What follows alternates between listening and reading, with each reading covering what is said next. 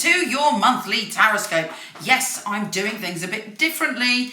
If you're looking for your pure astrology video, that is coming, and that will be just astrology.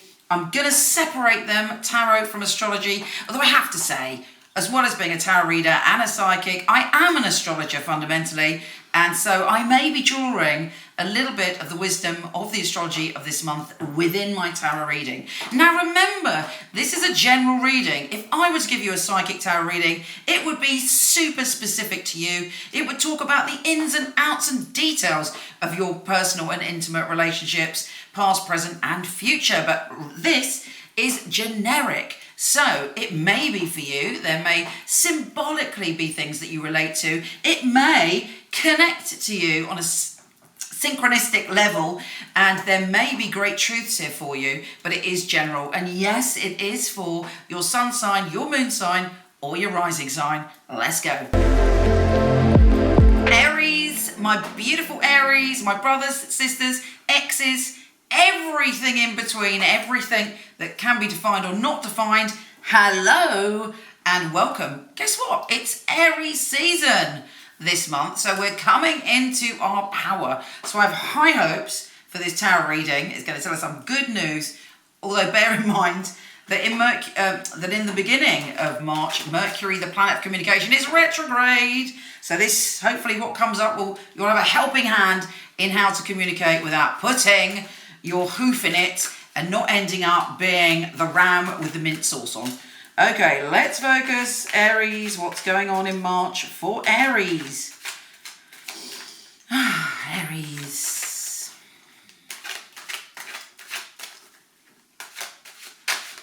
Aries. Okay. Let's see what is coming up for us. Oh, first card, the Knight of Wands, followed by the past life relationship card, the Six of Cups. That bodes well. Right, let's go. Oh, we got the Sun in our immediate future. We got the Devil, Temptation. And the Wish card in the outcome, defensive card, Nine of Wands. But then we're going, this is great. Then we're going forward the Eight of Wands. But let's get stuck in and take it from the beginning. And in the beginning, we have the Knight of Wands. Now, the Knight of Wands is us at our best. It's an Aries, Leo or Sagittarius coming up at the center point. Of course, you may be involved with an Aries, Leo or Sagittarius, in which case that person you have a karmic and soulmate connection to. Ah, I hear you say, lovely past life karmic relationship. Well, I have to warn you that those relationships can sometimes be the toughest. You know, when you meet people, you look at them in the eyes, they look at you in the eyes, and boom, it's as if you've known them for 1,000 years. Well, it's likely that a relationship like that is going to cross paths with you this month. It might already have happened, and you might be, in the thick of that as we speak. But when you're feeling that, there's a lot of purity and wonder and healing. But also, these relationships tend to bring the biggest lessons. Sometimes we meet someone like that, and it's the hardest lessons of all, and we find it very difficult to break away. But I have to say, all of the cards that I've pulled so far look amazing. It's like you're going forward. It's like you're being acknowledged. It's like you've worked hard and now you're getting joy. You've got the Sun in your immediate future, which is like joy, wisdom, happiness, feeling, like a kid running along a beach for the first time and just being caught in the wonder and magic of life. Sometimes as adults, we lose that. We're like, just always got some problem or dealing with something.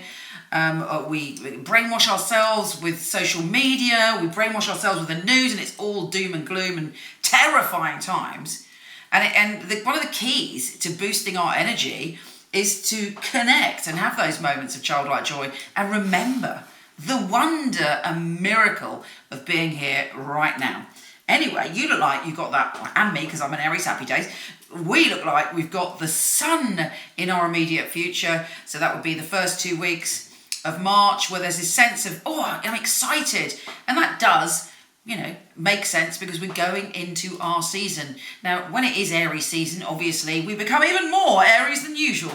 And our energy is pumped up, and we're enthusiastic, and we're happier and jollier. And it's like we feel that electrified with possibility, and this is confirming that. There may be some changes around your home. Maybe these changes haven't happened, but they're kind of percolating beneath the surface. Because what you've got in the deepest undercurrents of your being is thinking about your home. But again, so far so good. All of this looks very positive. It looks like March is going to reward you in some way, and it's going to be a little bit easier emotionally. Now, we do have the Devil card in your home environment. Now, our home environment isn't just where we live. You know, where do we live all the time? In our mind and in our heart. Our thoughts really are our home. And sometimes we can make our home deeply unpleasant because, you know, we think terrible thoughts, or we get caught up in addictions, obsessions, things that we know are kind of negative or don't really serve us. So, you know, what is it that you're addicted to, or who is it that you're addicted to? Are you meeting someone and then you're tipping into obsession because of insecurity? Are you in a relationship, but there's a kind of love triangle or something within that relationship that has an obsessive or jealous connection? It could be that you're with a partner that's very jealous and intense. But whatever it is, the thing I love about this card, I'm hoping it's not going to go out of focus, is that with the Devil, once the chains are removed, you can run free. And those chains are pretty loose. You have the power to get out of this dynamic of obsession. And actually, the only two cards that have come up so far, which can be considered negative, are in your hopes and fears. So that's not a tangible position.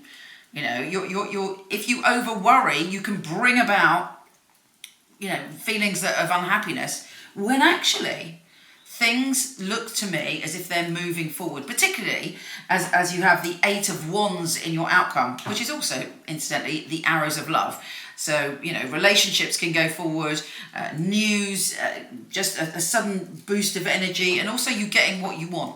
Although I do believe in the outcome with the Nine of Wands, it's like you have to keep things to yourself.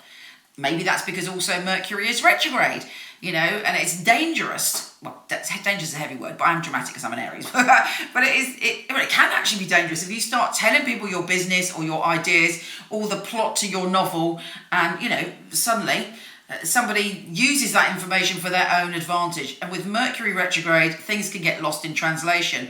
Avoid gossiping, avoid talking about what you're doing. Keep things to yourself more than you normally would as an Aries. And then, boom, boom, shakalaka, wish card, Eight of Rods going forward. Now, don't be defensive, just keep it a little bit zipped. I just want to have a little look to see what the Devil card is and see if there's any help for you in that area. Yeah, it looks to me like it's an emotional issue. You've got the Ace of Cups there. So there's a lot of emotional stuff going on. Incidentally, even if you're in a good relationship, one can suddenly feel freaked out or insecure. You might have gone on a couple of dates and you're like, oh my God, this is going so well. And it can make you detach. Because the Queen of Swords is coming up there, it looks like there is an huge emotional feelings going on. But one person may be detaching or not calling as often as you like. You're an Aries, you want it to call 5 minutes, you want that text answered in 3 minutes, and you can panic and give your power away. I know, I'm in Aries. I used to do that back in the day when I was younger. Not anymore, though. And what I learned, and what you need to learn from this, is just be calm and stand in your power. When you're in your power, you are irresistible. You know, if you start freaking out, if you're not getting immediate response that your Aries spirit wants, that can be dodgy for you, because then you end up doing something that disempowers you and then can tip the balance of the relationship. So stand in your power. There's a woman here. That could be a mother figure, or it could be an older woman. In fact, of course, it doesn't even need to be somebody who defines as a woman at all. But the characteristics of somebody that is very emotional and is cut off from their emotions, and at the moment is going through some stuff. It may be that nothing... I'm actually feeling that it may not be to do with you. It may be a mother figure or an older friend that is going through emotional stuff, and your life is changing, you're feeling happier, things are coming your way, but you may have this negative energy, not intentionally. This person would never intentionally dump negative energy on you, but they're just unhappy, and you're happy, and then you talk to them and you're like, meh, at the end of it, because it's all, it's talking to somebody who's steeped in their own negativity or upset or harm. Anyway, don't worry about that. I have to say, all of these cards are great. Also, astrologically, there's a super full moon this month, which is in your relationship area. So there is a peak of energy astrologically for you. that is changing things for you and giving you an opportunity to completely transform your intimate and emotional relationships, and you're heading in that direction. In terms of work, it looks like you've already accomplished something, changed something, or you're on the cusp of that right now. There's somebody watching you and thinking that you've got great potential, and certainly you have like guidance around you or protection around you this month when it comes to your career and making those decisions. And in terms of if there is someone in your family that's unhappy, hopefully there will be some resolution. There's certainly some family get-together, some celebration of some sort this month, which again, you love that. You love a good old knees up. You love to celebrate other people's good fortune. You're very optimistic. You're not a jealous person. In fact, you're the opposite. You're someone who thinks, great if somebody succeeds, whereas a lot of people aren't. I mean, I love to get the Fool when I'm doing anything to do with Aries, because that's about you leaping into the new, and that's what you do. The energy is fresh for you, Aries, this month. There is a host of potential, and actually, I could go on and on with this reading, but there looks like there could even be some spontaneous travel in March, or you're venturing off somewhere. There are two people that are coming in. One, I think, is a Cancer, Pisces, or Scorpio, or has the qualities of being very emotional, but there may be an ex-lover who's very stubborn, very pig-headed, and very who may have ignored you in the past, that's coming in because they're suddenly lonely in their own life, they're not happy, maybe they realise what you gave them, but you have moved on, I feel. So all in all, you got the power, Aries, in your Aries month. I wish you a very happy birthday if you are a March Aries, and also if you're an April one, actually. Come and visit me on Instagram at Michele Knight, where I do lots of daily updates and daily tarot readings, if that floats your boat. And nip over to horoscope.co.uk for tons of free astrology. Lots of love, gorgeous.